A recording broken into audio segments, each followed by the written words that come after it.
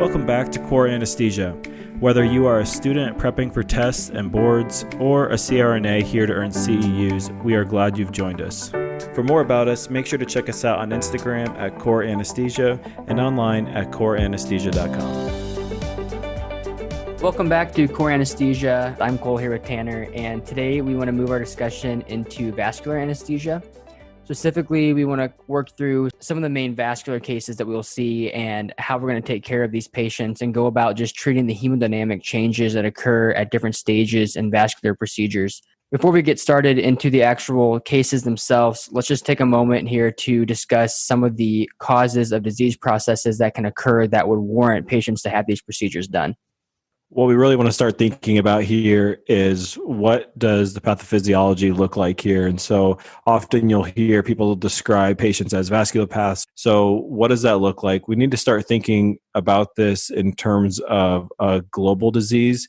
So although in a procedure, maybe you're just working on the carotid or you're just working on the aorta, you need to understand that whatever is causing the disease there is not just isolated to that portion of the body, but is going to be a global picture. And so often you'll see this picture where you have a lot of plaques, you'll have a lot of inflammatory modulators that are floating around, you'll have basically non-compliant vasculature, and so you might have difficulty if you're giving medications where you're trying to increase or decrease blood pressure. You might see these large swings instead of just normal compliance, which you would normally see in a healthy patient.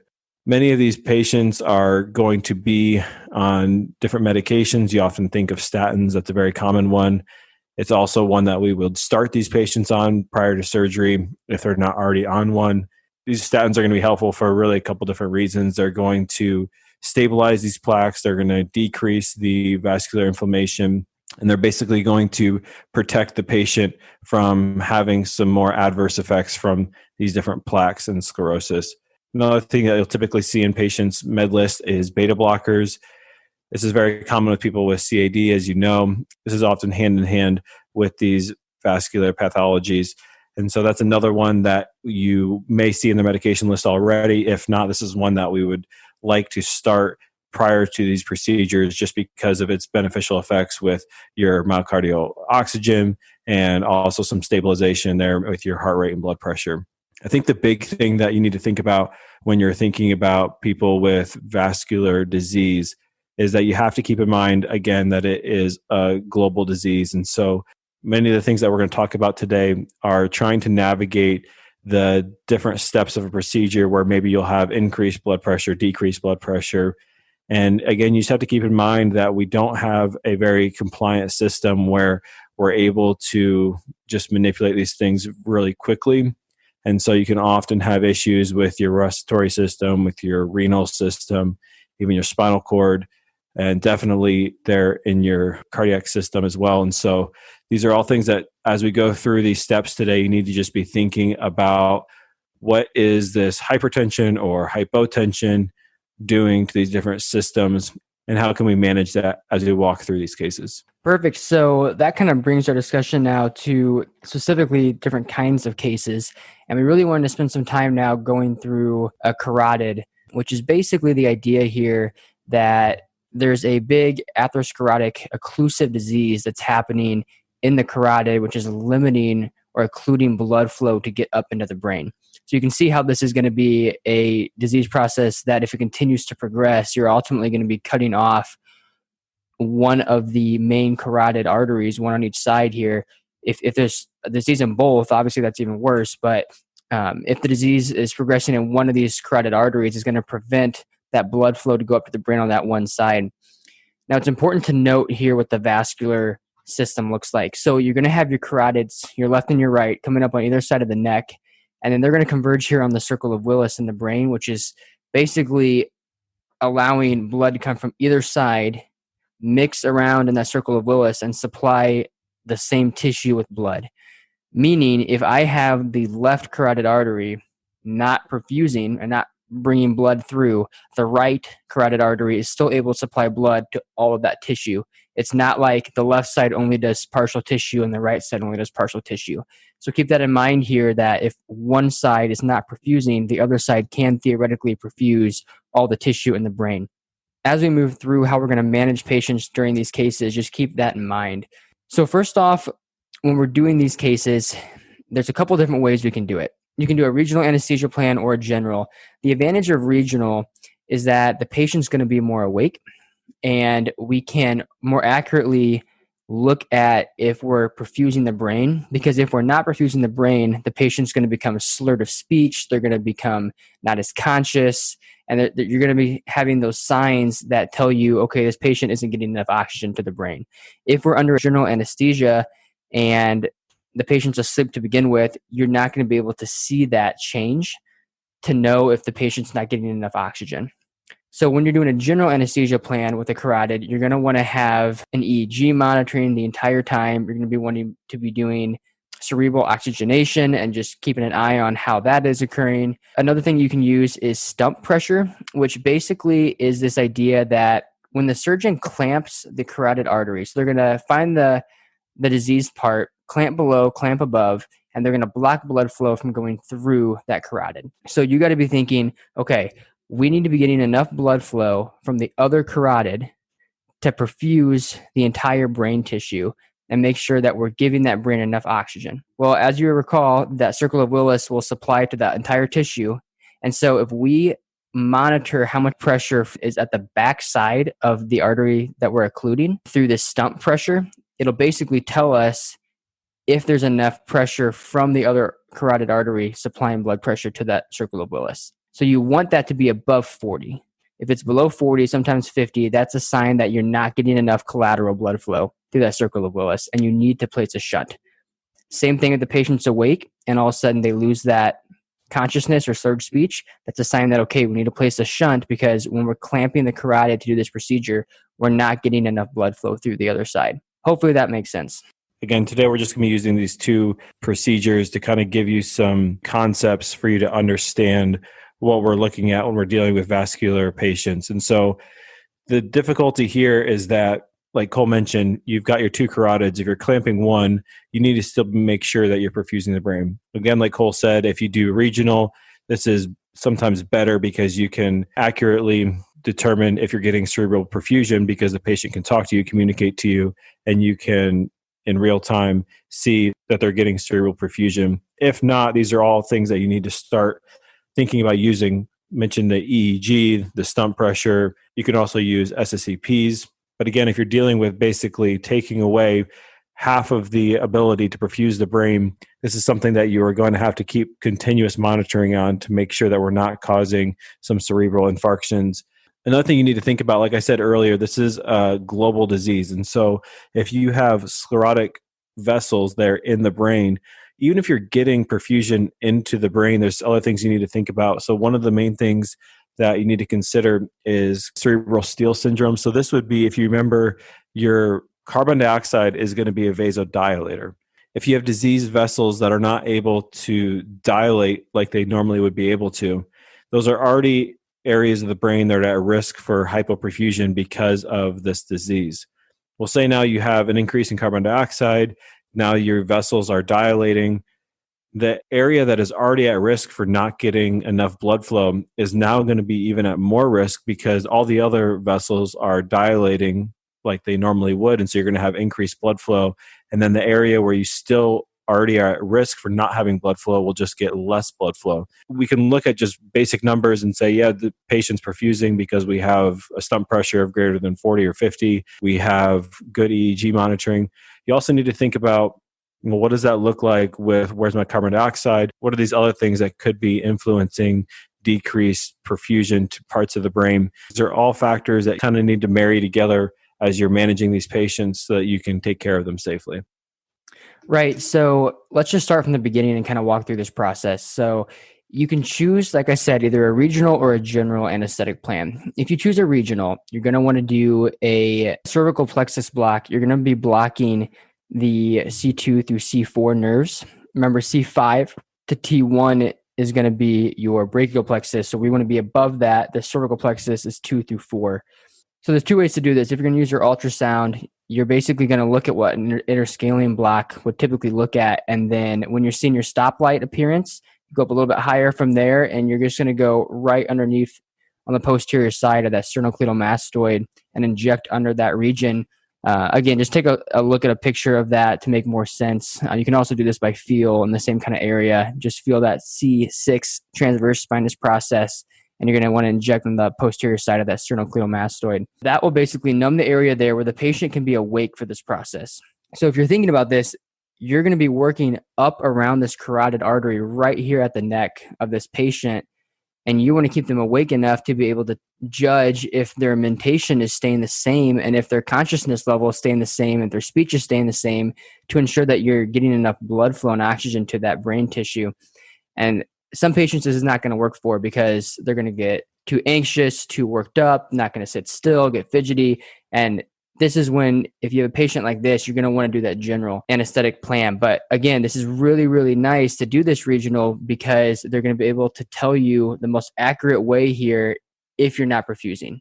If you're going to be doing a general, then the nice thing about this is we're going to be able to better control our blood pressure through our volatile anesthetics. But you got to keep in mind, though, that you can't use a lot of volatile anesthetics because we're going to be monitoring with evoked potentials, and our volatile anesthetics are going to hinder the readings on those evoked potentials. So you're going to have to keep your volatile anesthetics below a MAC of 1, preferably even down to 0.5. And you're not going to want to use nitrous either if you're doing a general, simply because if any air bubbles get into this surgical site, as you recall, nitrous is going to just increase and swell that gas. And so if those air bubbles continue up into the cerebral area, you can get some more air forming in bigger quantities up in the brain. And that's obviously no bueno. So as the surgery is progressing, you want to control the patient's blood pressure to the point that we are going to clamp and cut off the blood supply through the carotid artery. At this point, you want to make sure that your blood pressure is greater than the baseline, preferably by at least 20%, in order to get enough collateral circulation through the other carotid artery up into that brain, into the circle of Willis, and provide that cerebral perfusion. So surgeons often will request heparin before they clamp, around 50 to 100 units per kilogram. When you do this, you want to get a baseline ACT. 3 minutes after the heparin, get another ACT, and then every 30 minutes, get an ACT. And again, if you want more information on that, go listen to our coagulation talk that we did last week. It's a very jam-packed, gripping talk that you will enjoy. I hope you enjoy. Yeah. We're straight up lying to you. It was awful, but you need to know it. It's on board, so I'm sorry if there's any people that are really into hematology. It is not fun. It is not. Anyway, you're going to reverse heparin with protamine. The one fun fact about the coagulation cascade we learned was that protamine is derived from salmon sperm. Yeah, you can get that question right on Jeopardy when that comes up. Other than that, I don't know how helpful that is for your anesthetic. I doubt that question will be on boards, but you'll probably remember that information, unfortunately. If it is, that's one I'm going to get. Yep. So with protamine, you want to make sure you give it slowly. It can cause hypotension or even some anaphylactic response. So just make sure you're giving it slowly over a couple minutes. Don't just slam it in like a lot of the meds that we give. And it's very, very, very important that we keep the patient normal tensive or even at the lower end at the end of the procedure. You don't want them to damage and rupture what was just done to that carotid artery. And so we can give labetalol, calcium channel blockers, nitro, anything here just to lower that BP during the extubation phase and that immediate postoperative phase. It's really important that if you have a general, you don't want them to cough on extubation. Again, same thing. You don't want them to damage that surgical site that was just done. You don't want to cause a hematoma. That hematoma can then cause compression or damage to the trachea, shifting it over. It can cause hoarseness from damage to the recurrent laryngeal nerve, etc. There's just a lot of bad things that can happen here. Another thing you want to watch out for is a pneumothorax. We're dealing right around the top of the lung here, so just be mindful of that. But it's really important that we do not let them cough on extubation. If you need to give some lidocaine prior to extubation, do so. Again, we just don't want them coughing when they wake up. The following is an advertisement from the University of Kansas Health System. The University of Kansas Health System is committed to creating a culture in which the employees thrive. We are all living through challenging times and learning how to succeed in our new normal. Rapid growth has given us the opportunity to expand our team. Over the last 5 years, our CRNA program has grown from 35 to 100 plus and shows no signs of slowing down. We are looking for individuals who align with our style and culture. We are seeking self-starters, critical thinkers, and team players. Based in Kansas City, Kansas, with locations throughout the state, the health system has become a staple of the community. A household name in the Kansas City metro area, we value many local partnerships, including with the Kansas City Royals, the Kansas City Chiefs, T-Mobile Center, and Kansas Speedway. Please contact D. Pennington, spelled DPENNINGTON 2 at kumc.edu, or J. Kessen, spelled JKESSEN at kumc.edu for more information. All right, let's continue with today's discussion and move on to AAA. So this is another really common procedure that you'll see with these vascular surgeries, and this provides a lot of good points that we can talk through, some good concepts here that you'll need to know and you can apply to other vascular surgeries you do. So first of all, again, let's kind of revisit. We talked about this a little bit with carotids, but what are these patients going to look like? So typically these people will be older. The really big thing that you'll see with these AAAs especially is a history of smoking. People here will have hypertension. You'll have high cholesterol. You see it more often in males than females. These are just common risk factors that you'll see with these AAA patients, and also should kind of make your antenna go up and you start thinking about other things that may be associated with this procedure. So we're thinking about smoking, maybe diabetic. Again, with all these, we're thinking these global issues with the sclerotic veins and noncompliance with the changes in blood pressure and things like that. And so that'll be no different here, things we need to consider. As far as the actual procedure, you typically don't see these repaired until they're greater than 5 centimeters. You also would see these repaired if you had any kind of symptomatic pain, other things like that, or if there was indication that they were at risk for rupture. Once you're doing these procedures, with the carotid, you could do regional or general. With these, you're going to do general, but you can supplement that with regional. You'll see a thoracic epidural used. You usually want that to be T8 to T12. This is really helpful because it will help blunt some of the more stimulating aspects of this procedure.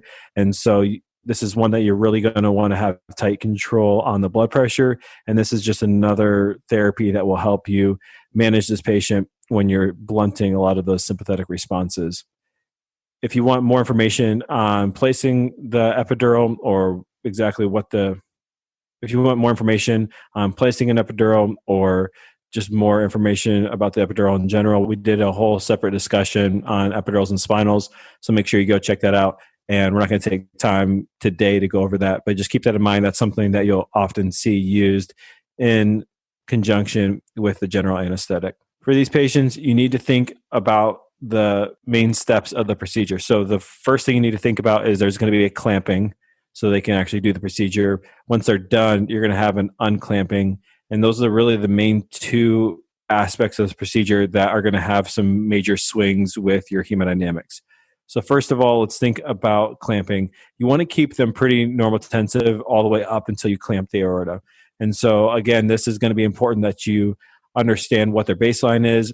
Many times we'll start beta blockers on these patients several days prior to the actual case. And so I think typically 5 to 7 days before is when you start these beta blockers. You want to have them on statins as well. And this really just helps, again, like we talked about earlier, the statins are going to help control plaques, decrease the inflammation. Your beta blockers are going to help regulate your heart rate, blood pressure, also help with myocardial oxygenation. And so these are all things that you should have already geared up before we start the procedure. So you're keeping them normotensive. And then when you're about to clamp, this is where you have normal systemic circulation. So you have the whole body circulation coming back to the right side of the heart. All of a sudden, you're going to clamp on the aorta. And so this basically just short circuits the whole system. And so you've clamped basically everything below that is going to be stuck below the clamp. And then now what your LV is pumping against is a very, very condensed systemic circulation. So your SVR is going to skyrocket as this pump is going against a much smaller system. So below the clamp, you're going to have anaerobic metabolism. You're going to have nitric oxide produced. You're going to have lactic acidosis. You're going to have a bunch of inflammatory modulators produced, a massive vasodilation picture. And so this is all going on beneath the clamp. Above the clamp, you're going to have this increase in the SVR just because you're minimizing your systemic circulation, and you're going to have increased preload. You're also going to have increased production of thromboxane A2. This is going to decrease your myocardial contractility. So you can start to get the picture here. We're increasing SVR, potentially decreasing contractility. We're at risk here for having cardiovascular collapse, MI, heart failure, basically a weakened pump or potentially weakened pump against an increased systemic vascular resistance could paint a bad picture here. So this is where we come in. This is something that you need to be thinking ahead, be talking with the surgeon so you're prepared. As soon as that clamp happens, you are already making steps to counteract this. Some of the things that you could do here would be to give an increased dose of narcotic or turn up your agent. You could give esmolol or other beta blockers.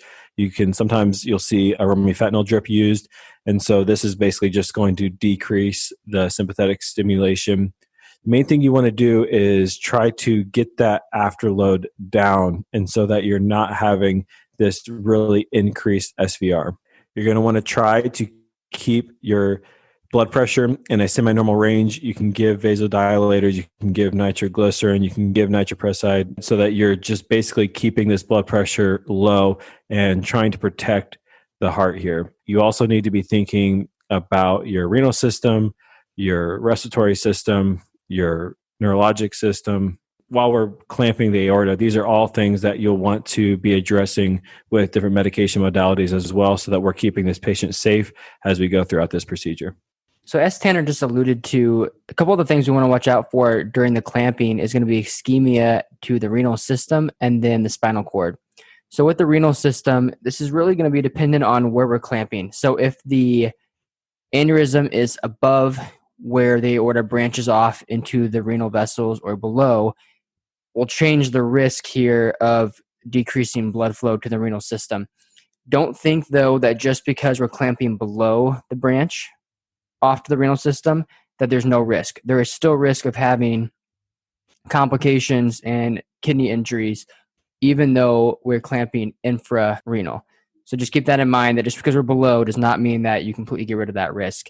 So what can we do to protect the kidneys a little bit here? Well, you can give about 0.5 milligrams per kilogram of mannitol prior to the clamping, and that just helps keep that renal blood flow going. You can also give Lasix. And so these drugs are basically just keeping that flow through the kidney, trying to keep everything flowing through and hopefully get through this half hour or so of clamping and then open it back up and continue to have that regular blood flow. The other thing is going to be spinal cord ischemia. So if you recall from last time that we talked about the spinal cord anatomy, you're going to have the artery of Adamowicz. And what this is it's a branch off of the aorta, which is going to branch off usually around the T8 to T12 zone, but it can be anywhere from T5 vertebrae down to even L2. So it's very variable.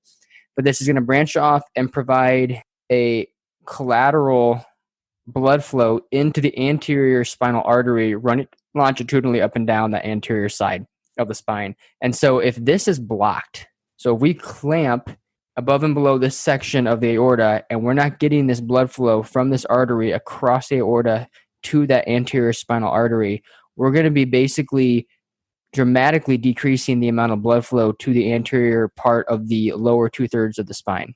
Obviously, this is going to cause some major issues from a neuro standpoint. And so this is why it's very important that we're doing motor evoked potentials during this procedure, because if we're simply doing sensory is all on the posterior side. You're not going to really pick up on this being decreased. And so if we're doing motors, though, you're going to be able to see that, hey, we're not getting enough blood flow and enough oxygen to the anterior side of the spinal cord because I'm not getting motor evoked potentials. So what are some ways that we can minimize this risk? Well, spinal perfusion pressure is your MAP minus your CSF pressure. So you can either increase your MAP or you can decrease your cerebral spinal fluid pressure to get a better spinal perfusion pressure. So Tanner already talked about some of the ways that we manipulate blood pressure during the procedure. But so let me talk about CSF. You can go ahead and place a lumbar CSF intrathecal drain that's basically going to drain out that CSF, because if I'm decreasing that amount of pressure that's pushing back against those vessels, I can then have a better perfusion pressure. That's the theory behind this. So if we're going to be draining the CSF, you want to keep that CSF pressure about a little less than 10 millimeters of mercury. Another thing you can do is keep the patient slightly hypothermic. This hypothermia will help with increasing the perfusion to the spinal cord. And then another thing is you just want to make sure that you're keeping them at a normal blood pressure, because hypotension can actually cause some increased pressure in the brain, which is then going to increase your intracranial pressure and put more pressure on your CSF. So just don't decrease your blood pressure to that point. You want to keep your blood pressure normal in this situation. All right, so now let's talk about unclamping. So now that you have gone through the clamping part of the procedure, they've done the repair, now let's think about when we unclamp. So this is where you need to be very clearly communicating with the whole surgical team, because this is going to be something that's really about timing. As you go from this decreased systemic perfusion to now including the rest of the body in your perfusion, you need to have this timed correctly so that you can start doing some things that will help make that transition go smoothly. So while we're clamped, we're using some vasodilators, things like that, to try to keep our blood pressure normal. Cole mentioned why that's important. First things first, you need to get those off. You need to stop using those as we're moving into this unclamping part of the procedure. Another thing you'll want to do is adequately give them fluids. We're about to include the lower part of the body back into circulation, and so you need to kind of beef up the tank here with some fluids. Another thing you need to think about is having your vasopressors ready. So while we were just using vasodilators, now you'll want to consider having your vasopressors on hand and ready for when we unclamp the aorta. When we unclamp the aorta, sometimes you may have the surgeon reclamp if the patient isn't able to tolerate this shift all at one time. This is something you can do kind of in a staged procedure. So keep that in mind. That is one thing that you can use along with these other therapies that you'll be using. Think about all the different things that are down in the lower extremities. You have a very dilated vasculature along with a bunch of this lactic acid inflammatory mediators and all these other things that are basically circulating in the lower extremity. You go off clamp, well, now all of that is going to be circulating back into the rest of your circulation. As well as you basically have this big tank, because we have a really dilated out system where now your fluid and your volume that is going through what typically was just above the clamp is now going to be going into the lower extremities. And so you can have basically a very hypotensive picture because all this fluid is going down and filling all of those vessels that are so dilated out. You'll have this large, it's called lactic acidosis washout. So this will come back into your systemic circulation. You'll have all the issues with acidosis and with all these other mediators. And so sometimes people will give an amp of bicarb for every 30 minutes that you've been clamped. This just helps balance out a lot of the acidosis that's coming back into your circulation. Again, you want to have fluids on board, start getting those fluids in, and so you can kind of bridge the gap here. Also, you might need to use your vasoactive drugs to, again, just kind of clamp down and keep your blood pressure at a healthy spot. So overall, these are things that you want to think about. Again, our cardiac evaluation, you'll want to think about your pulmonary system, your renal system. You'll want to think about your spinal cord, your cerebral perfusion. These are all things that are important to think about throughout the case. It's also important to think about these prior to the case. Make sure you have a really good pre-evaluation of cardiac status. Make sure that you have a really good understanding of your patient's pulmonary function. Again, get a baseline of their renal function. This may clue you in that you need to be a little more aggressive with treating with mannitol or using those loop diuretics or whatever you choose to use to preserve your renal function. Also keep in mind that after these procedures, these patients are at risk for DVTs, so you'll want to be treating those prophylactically with stockings. You can also discuss with the team giving low molecular weight heparin, just trying to think of strategies that will attenuate the risk for DVTs here. Hopefully all this will come together as you start to think about an actual procedure when you are needing to consider all these different vascular pathologies, how you will treat your patient, the different organ systems that you're going to be really keeping an eye on, how you can monitor those, what types of monitors you'll be using, and how you read those, how you put those together to make sure that your patient stays safe through these procedures.